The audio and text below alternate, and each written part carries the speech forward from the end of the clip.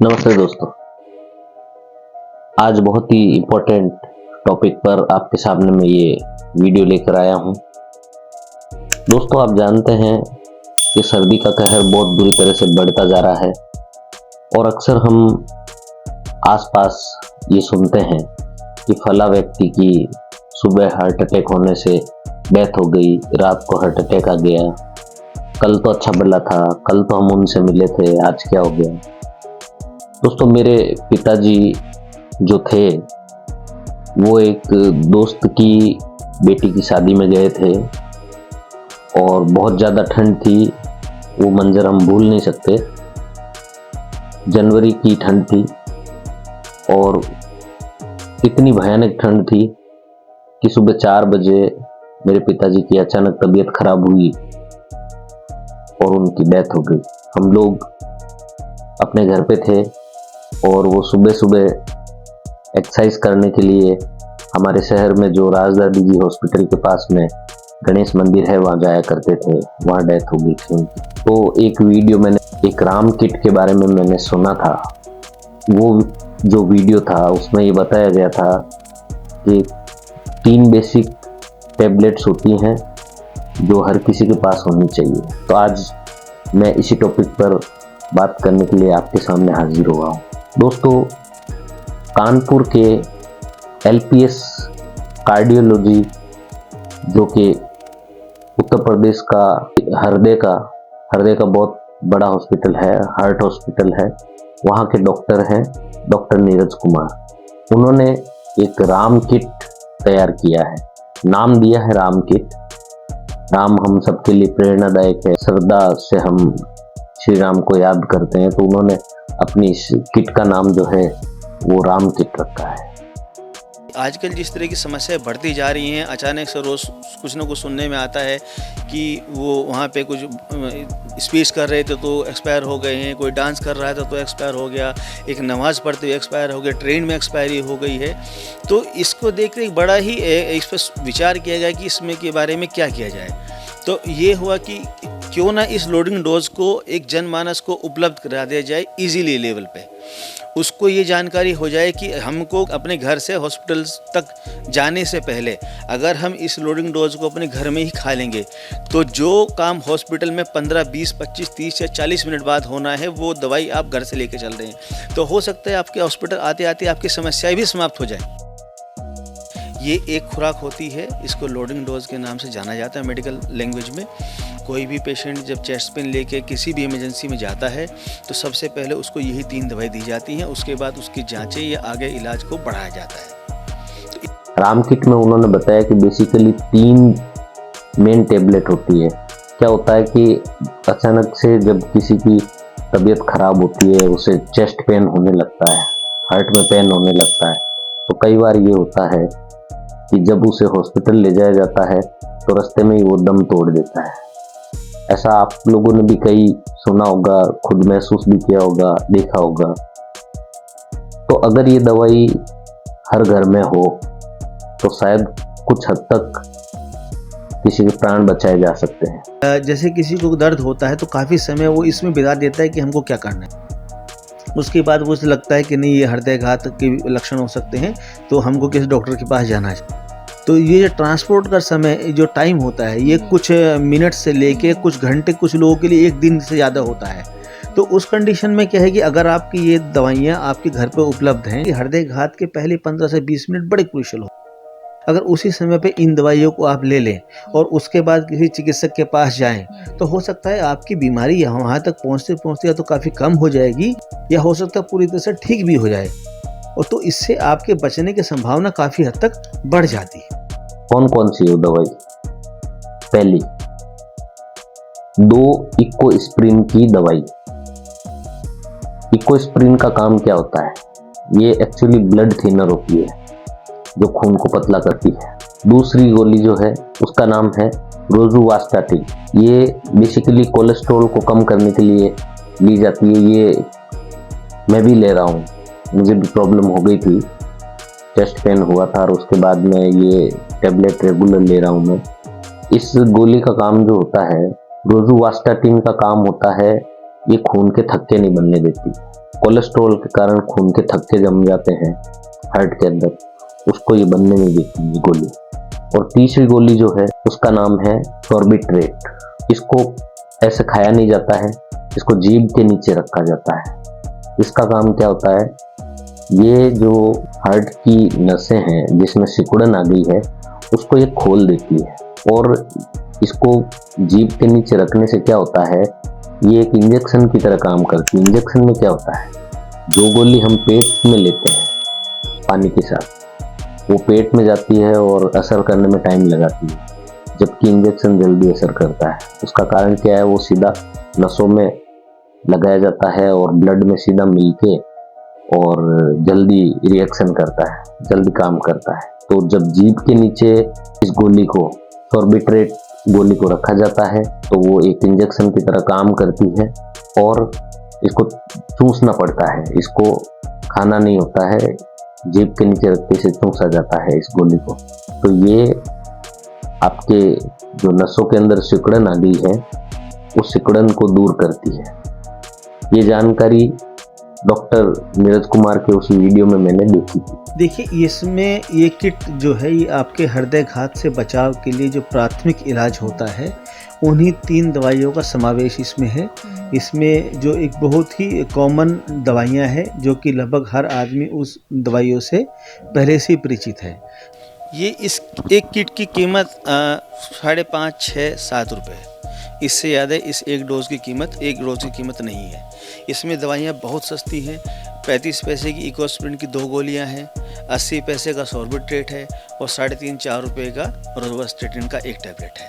तो इसमें जो 3 दवाइयाँ सम्मिलित की गई हैं वो तीनों दवाइयाँ जो है वो हार्ट, जैसे किसी को हृदयघात होता है तो सबसे पहले यही दवाई उनको दी जाती है। पहली दवाई इसमें है जो खून पतला करती है। इसमें आप एस्पिरिन, इकोस्प्रिन या डिस्प्रिन की गोली, तीनों में से जो आपके पास है वो आप इस्तेमाल कर सकते हैं। ये दवाइयाँ खून पतला करने के काम आती हैं। जैसे कि सब लोग जानते हैं कि जब हृदयघात होता है तो दिल की नसों में खून के थक्के जमने लगते हैं, तो उसको रोकने के लिए इस दवाई का इस्तेमाल किया जाता है। दूसरी दवाई है रोज़वास्टेटिन या अटोरवास्टेटिन। ये दवाई जो है कोलेस्ट्रॉल को कम करने के लिए जानी जाती है। दूसरी दवाई इसमें ये सम्मिलित होती है। तीसरी जो दवाई होती है, जो मुख्य दवाई होती है, वो होती है सॉर्बिट्रेट या आइसोर्टिल। ये दवाई जब अपनी जीभ के नीचे रखते हैं, इसको खाना नहीं, उसको चूसना होता है।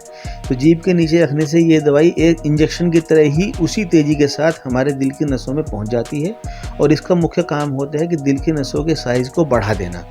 तो हमारी दिल की नसों का जब साइज़ बढ़ जाता है तो उसके अंदर खून का बहाव बढ़ जाएगा, तो हमारे हृदयघात की जो समस्या है वो काफ़ी हद तक ठीक हो जाती है। ये 2 गोली हमको 2 गोली इकोस्प्रिन और 1 टैबलेट रोज़वास्टेटिन की पानी के साथ खा लेनी है।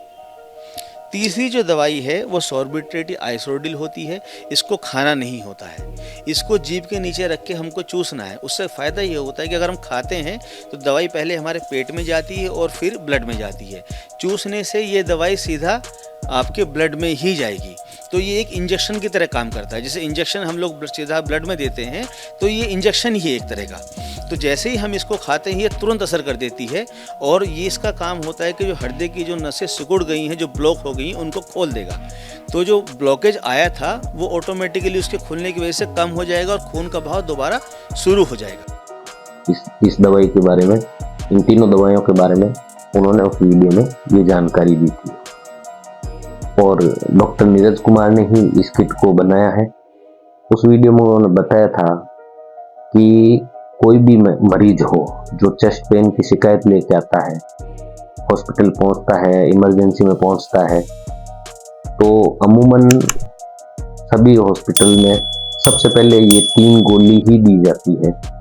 उसके बाद में बाकी की जांचें की जाती है कि भाई क्या हुआ, क्या नहीं हुआ, किस कारण से चेस्ट पेन हो रहा है।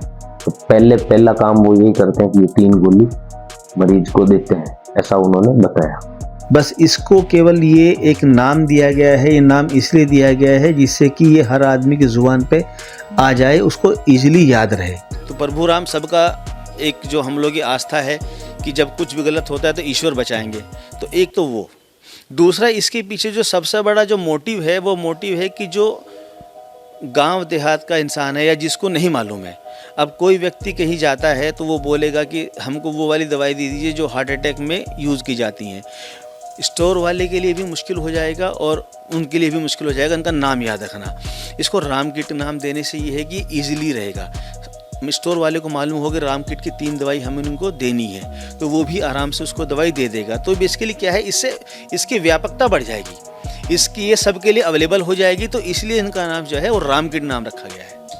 ये निश्चित रूप से आपको डॉक्टर के पास जाना ही पड़ेगा, क्योंकि हो सकता है आपका दर्द वो पूरी तरह से ठीक ना हो, कुछ बीमारी बच जाए या कोई दूसरा भी कारण हो सकता है, आपका बीपी भी बढ़ सकता है, तो वो सब चीज़ें तो आपको वहीं पे जाके पता लगेंगी।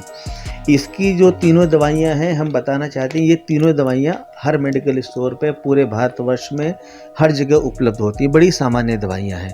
आपको क्या करना है, आप हर जगह इस किट को कोई आपको देने नहीं आने वाला है।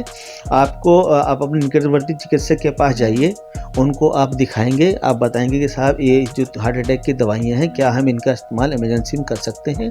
तब वो आपको आपकी पूर्ववर्ती बीमारियां या अभी आपको कोई लक्षण या कोई बीमारी चल रही है, उसको देखते हुए ये दवाइयां आपको प्रिस्क्राइब कर देंगे वो।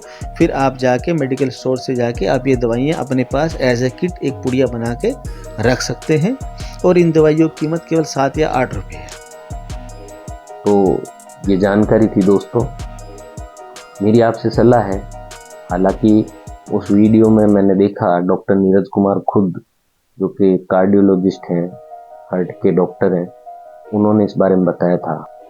आप इस वीडियो में ये तीनों दवाएं नोट करके और इस वीडियो की आप पुष्टि कर ले, आप वेरीफाई कर ले कि जो मैंने इस वीडियो में बोला, जो कि मैंने उस वीडियो से जानकारी लेके बोला है जो डॉक्टर नीरज बता रहे थे। इस वीडियो में ये जो भी जानकारी है, एक बार आप हार्ट स्पेशलिस्ट से या किसी हार्ट के डॉक्टर से बात करके खुद भी वेरीफाई कर लीजिए। मेरी आपसे ये सलाह है, ताकि कल को कोई गलतफहमी ना रहे किसी तरह की। और मकसद हमारा यही है कि हम लोगों की जान बचाएं, क्योंकि मैंने मेरे पिता को खोया है इस हार्ट अटैक के कारण, और मैं स्वयं भी इस परिस्थिति को देख चुका हूँ।